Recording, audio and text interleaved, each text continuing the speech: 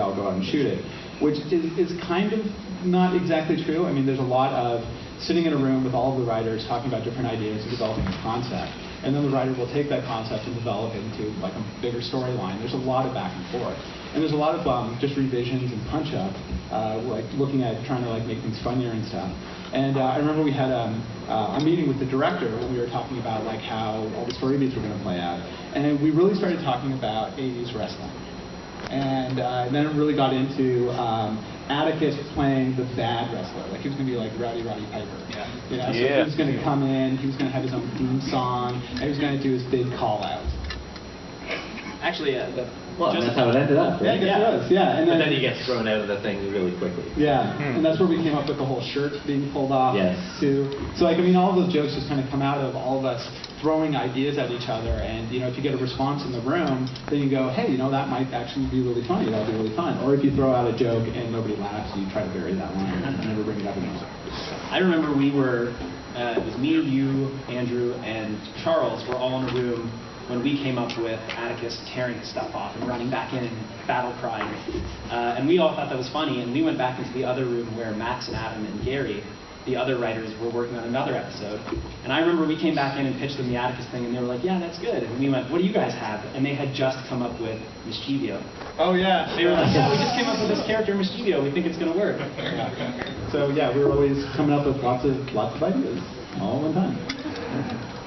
You know, and we would always come up with really crazy ideas that at a certain point just became normal for us.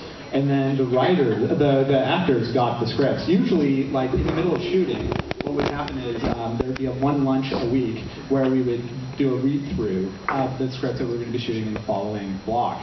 And so the actors who are like, they may have just spent all week learning some complicated dance for some video game thing, and then in a break from that, they had to read what they were going to be doing the next week. So I don't know if you two want to talk about, you know, some of your reactions to some of the stuff.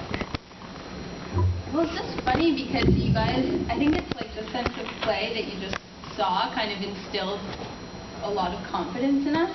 So rather than having time to think like, I can't sing heavy metal music and I'm terrified, I was just like, yeah, let's go to the studio. Like, as though we weren't making a TV show that then people would see. I was just like, woo, this is fun. Like, I had because it was just so much of just such a fun time. Yeah. Yeah, a unique thing too. Like when, I remember sometimes during the video game episode being painted purple with huge, big tits, and being like, I'm never gonna do this again, hopefully. But it's an interesting thing to do, right? Like it's cool. And then I think I used to say this every now and then when we had to do something that was annoying, I'd be like, we never have to do that again.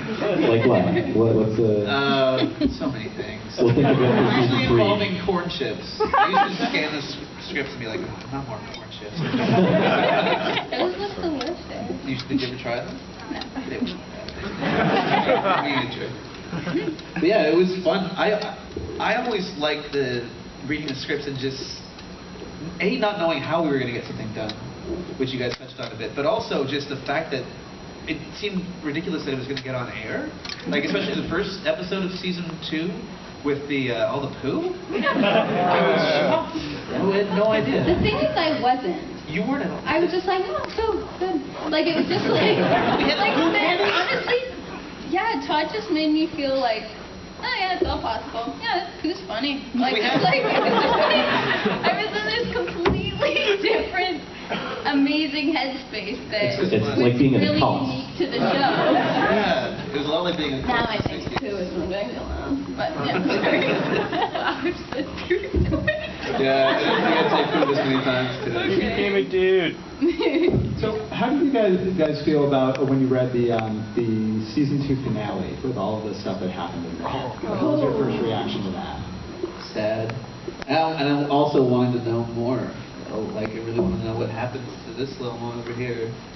Well, I remember having a conversation with Melanie. I gave her like a heads up of what was going to happen, but I don't think you had a heads up, did you, Bill? Like, did you know what was going to happen? Maybe, I don't remember. Right. Okay. Oh, really? I might. A heads up. What do you mean a heads up? Like when you read the script, was that the first time that you knew that Hannah was going to like die at the end of season 2? I think so. Yeah. Yeah. Yeah, and I just held on to that secret so sadly all year. But I remember you telling me, and my first thought was, oh, I'm fired. Okay. Like, let's deal with this. Like, and I'm sure it was like a 1 second amount of time, but it like felt like an eternity in my head. And he's like, well, yeah, because you're a clone, so then you would be coming back, and we're not going to do it until the end of the season. And in fact, it was this great gift because I had that whole Pure Evil 1 and the Scar arc to play, and yeah, it was really cool. And also the plan was that you wouldn't have to wear glasses for the next season. Yeah, basically we had so many reflection problems with glasses, and we tried everything. Like, you know, there's special like concave glasses, convex glasses, theater glasses, and like we would get reflections no matter what we did. And if you see it in season 1 and season 2, there's differences. Like in season 1, the glasses would just like they would just go white. They'd show the light. They would show the light. In season white. 2, they would just go white. And so we just couldn't win. And like we had so many hours of conversations on like, how do people do this on other television shows? People wear glasses. Like, why do we always get light? And then we're just like, okay, like we already had the Hannah is a clone arc. We weren't necessarily sure we were going to kill her off, but I mean, if you go way back to like the pilot, she's always been Hannah B. Williams, and so we always knew that there was going to be other Hannahs. And you know, this was a little bit of the story that we knew we were going to play. But by the end of season 2, we were just like, okay, she's going to die and come back without glasses. Contacts weren't an option. She's going to die. It actually ended up in the finale, but we did shoot at like the very when Curtis is saying goodbye to Hannah at her tombstone, he puts the glasses on her tombstone, and that was our way of saying goodbye to the glasses. Glasses drove us nuts.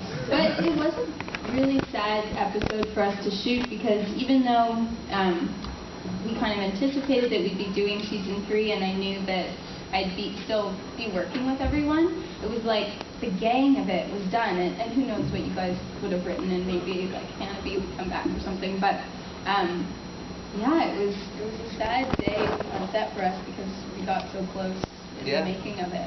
And that was like super stressful too, because we were shooting the prom, and it was just nuts. Like we had like around 100 people in this room. There was a honest to God lightning storm going on outside.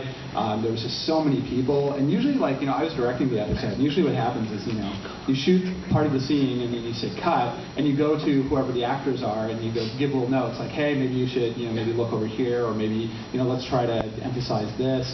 But there were so many people and it was so hot that everybody would go outside. So I'd go cut, and then everybody would just pile outside, and it would take me half an hour to track everybody down and say okay, and then we get everybody roped up again trying to shoot it. So it was super stressful and trying to get all these pieces, and all of a sudden we're shooting the she's dead, and all of a sudden like everybody was super sad, and I was just like trying to get the day done, and all of a sudden like I was just so into writing the story and just getting the season done that it was the first time it kind of hit me of like, what am I doing to these people? I'm really messing up these people on an emotional level. And then like people were crying, and I was like, I'm trying to hold back the tears, and it was nuts. It was a really nuts.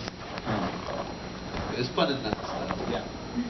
Let's show a clip. Yeah, we're going to show we're going to show a clip of a comparison of some of the scenes from the Monster Fact pilot that you've never seen before versus the scenes how we actually reshot them for what you saw on television.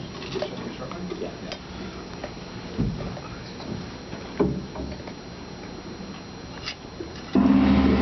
Hi, you wanted to see me? Your evil act.